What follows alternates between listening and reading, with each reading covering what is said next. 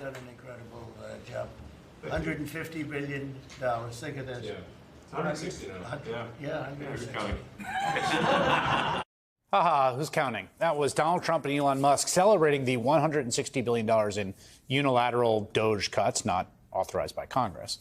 Although the conservative think tank, the Manhattan Institute, is counting, it has the number much lower. About $5 billion in verified cuts, less than 0.1% of federal spending. So they are not making a gigantic dent on spending. In fact, federal outlays have gone up. They are making a gigantic dent in the people and services Americans rely on. Real people who become the unnecessary victims of Elon Musk and his chainsaw. Among them are federal workers focused on screening coal miners for black lung disease. Yes, you heard me right.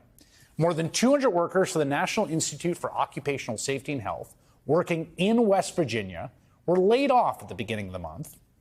NBC News national correspondent Jacob Soboroff has new reporting on this story and the chaos it has created at NIOSH. Jacob Soboroff, who will be hosting 100 Days of Trump live town hall tomorrow night at 9 p.m. Eastern, joins me now. Jacob, first of all, tell me about what these federal workers, what their jobs were before they were laid off. To literally study the disease black lung in coal miners, which is deadlier than ever, is extremely prevalent throughout Appalachia, and is basically the worst nightmare of anybody going down into the coal mines in that part of the country. And for decades, by statute, they were doing exactly that. But at the beginning of the month, they received a reduction in force notice, a RIF, when HHS cut all those federal employees, and they were literally locked out of the building. That van that you saw in the picture was locked up behind a chain link fence, and the program was effectively ended, Chris. Now, you made an important point there. This is the product of legislation. Like, black lung disease is not something that members of Congress of Appalachia have ignored. And through the years, they've worked very hard and passed a lot of legislation to deal with it in terms of compensation, federal health care, research, screening. So this cut is to a program that Congress has passed a law to make it happen, right? Not only that, this program was terminated the week before the President of the United States signed an executive order to expand coal mining in West Virginia. And when you talk to any miners down there, talk to the researchers, talk to the workers at NIOSH, talk to the miners will tell you this program was absolutely necessary because in order to get health care in Appalachia, particularly the rural parts, it's extremely hard to travel to some of these places. So this van that would show up and come to literally the doorstep of the mines allowed hundreds of thousands of people to get chest x-rays, which are currently locked up in the basement of the building. They're not able to access in order to do the research to provide the health care that these people need. I want to show you, Chris, a little bit of what some of the coal miners said to me when I visited them in Morgantown, West Virginia. As someone who's still working underground, are you worried about what that means for your health? Absolutely.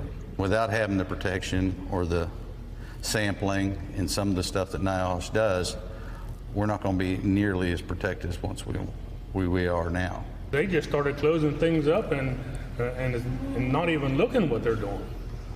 And this needs to be reinstated as quick as possible. Otherwise, the mines might survive, but not the miners. Right. It needs to be reinstated as quick as possible.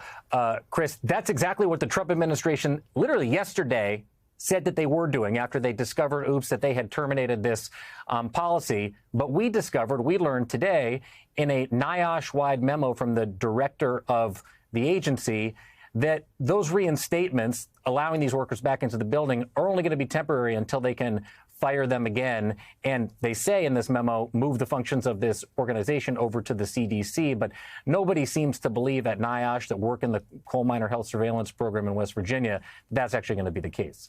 All right, I want to make sure I'm tracking this. So you've got this entity that mobile units go around for screenings, black lung disease, and treatment. Okay, it's created by statute. HHS unilaterally shuts down the unit. Do they ever give justification or explanation for why they did? No, and I went to a rally outside of that NIOSH building in West Virginia, and I talked to so many of the workers. It wasn't just this program. There was a program that studied firefighter fatalities all around the United States. They literally would dispatch a team from NIOSH to look at the health and the safety the circumstances of each firefighter death, provide recommendations, and move on to the next thing. They studied the masks that all of us wore during COVID to provide recommendations to make sure that these masks were efficient. And efficient is the key word here with DOGE, and to make sure that they were actually protecting our lives. Everybody, and this goes for all of DOGE. We'll talk about this in the special tomorrow. Scott Laney, the lead epidemiologist for this program, is going to join us in the studio tomorrow night. Indiscriminate is the word that continues to come up. When you talk to the workers at the rallies, when you talk to the workers out in West Virginia, I went down to the CDC, I talked to workers in Atlanta over and over again. What they say is, it doesn't feel like the people making these cuts actually had any idea who we are, what we did, or maybe not even where we worked. And it's evident in the fact that, as I said, the week after they cut this program, President Trump signed an executive order saying he wanted to expand coal mining in West Virginia. As you heard there, they concurred that he cares about the coal mines, maybe not necessarily the coal miners. Right. So they cut this like they've cut so many things indiscriminately. Then the whistle gets blown. It's like, wait a second, why are you doing this? And then we've seen this a ton. Nuclear safety technicians, the women's longest running women's health study, right? That was being run out of the CDC, right? Then, or National Institutes of Health. So then they reinstate everyone, but only till June. And then after that, all these people are out of jobs, so they haven't really been reinstated. And I have all this right? Scott Laney, the chief epidemiologist of this program, has a termination date at the end of June. We talked to him today, and Scott Laney said, yeah, they told me today, go back into the building. I'm allowed to go back into work. That's Scott right there standing outside the Mobile Health Surveillance Unit van, not able to get to it behind a U.S. government no trespassing sign. But on the 25th of June, he will again be fired, even though as of yesterday, he's being let in temporarily into the building in order to, collect his paperwork. When I was there, I could look through the window and I could see the studies that he had on his whiteboard. There were no less than 12 ongoing current research projects that he was engaged in that he basically left on his desk. These are health research projects. Not like you can come back to them a couple of months later and the data is still going to be relevant and the data is still going to exist. These are things that are ongoing and tracked in real time. And effectively, he's coming back in the building, but he's going to be out the building again at the end of June.